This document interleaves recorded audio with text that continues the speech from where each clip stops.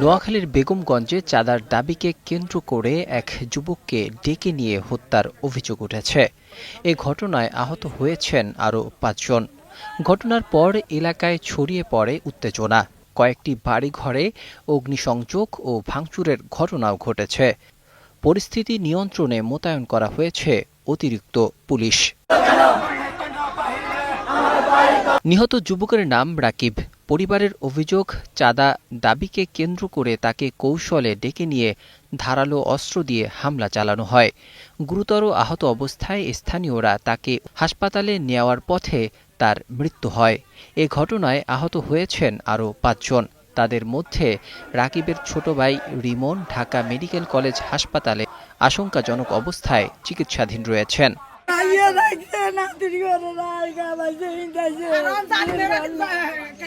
এই চান্দা চাইতে আমি এখানে ঘর করতেছি এই জন্য এত করে চান্দা দিতাম। আমার বাতি জগলে বলতেছে 20 লক্ষ টাকা চান্দা দেওয়ার জন্য, ন দিলে মারিয়ে লাগবো। এখানে বাই করতে দিত না, এটা করতে দিত না, এটা করতে, এই ধরনের ধমকি দিচ্ছে। বাতি জন্য কইলাম না, হলুর ভিতর দড়ি আনে টিয়া দেন না, 20 টাকা তো চাচা আছে টিয়া 1.5 টাকা কই। এই আর বাতি জগল আর হুতগল সাইড হাত দড়ি আনে কান্দে করে 30 জনে এই কোবাই কাবাই ইয়ে টিয়া করে লাশ হালাই দিয়ে তারা চলে গেছে। আমি লাস্টে আসি আর বাতি জগল শেষ। কিছুদিন আগে ওরা চাঁদা চাইছে, বিপুল পরিমাণে টাকা চাইছে রাকিবদের পরিবার থেকে আর কি। ওরা দিতে অস্বীকার করছে। রাকিবটা এক পর্যায়ে এখন মৃত্যু হয়ে গেছে, আরও 5-6 জন মৃত্যুসজ্জা আছে। ওরা আহত, কিছু ঢাকা মেডিকেল, কিছু মাঝি মেডিকেল। বাইরে 4-5 জন মানুষের টোনা সাবির দড়ি আমার বাইরে দোকানের ভিতরে ঢুকা হেলাইছে। ঢুকা হেলাই আমার বাইরের মাথার বাই চাইনিজ স্কুলের দিয়ে 2টা কোপ দিছে, রড দিয়ে একটা বাড়ি দিছে। আর আমার বাইরের মুজক বাইরে গেছে, আমার বাড়িতে ওইখানে পড়ে গেছে। আর আমার বাইরে ওরা মানে দড়ি 4-5 জনের দড়ি মেলামারি রাস্তার ফুটপাতে ফালাই দিছে। হত্যার খবর ছড়িয়ে পড়ার পর এলাকায় উত্তেজনা দেখা দেয়। এক পর্যায়ে কয়েকটি বাড়িঘরে হামলা, ভাঙচুর ও অগ্নিসংযোগের ঘটনা ঘটে। তবে এসব ঘটনার জন্য উভয় পক্ষই একে অপরকে দায়ী করছে। আগুনে ক্ষতিগ্রস্ত পরিবারগুলো বলছে তারা এখন নিরাপত্তাহীনতায় ভুগছেন। পুরো এলাকা পুরুষশূন্য হয়ে গিয়েছে, বিরাজ করছে আতঙ্ক। সকালবেলা শুনি যে কি একটা লোক মারা গেছে, পরে দিয়ে দেখি যে পুরো স্বর্ণকারের ভিতরে কোনো ফোলাফাইন নাই, সবাই লুকিয়ে রয়েছে। এতটুকুর মধ্যে সবাই টেনশনে আছে, ভয়ে আছে।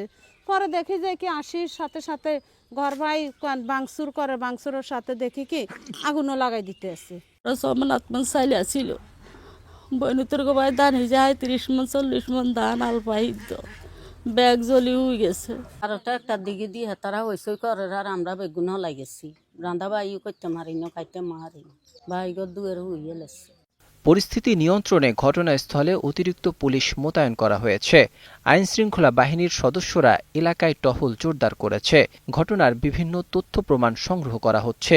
অভিযোগের সত্যতা যাচাই করে জড়িতদের দ্রুত আইনের আওতায় আনা হবে। আপনারা জানেন যে গতকাল রাতে পূর্ব বিরোধের জের ধরিয়া এই পাক মুন্সিরহাটে রাকিব নামের একজন ব্যক্তি হত্যাকাণ্ডের শিকার হয়। নৃশংসভাবে তাকে হত্যা করা হয়।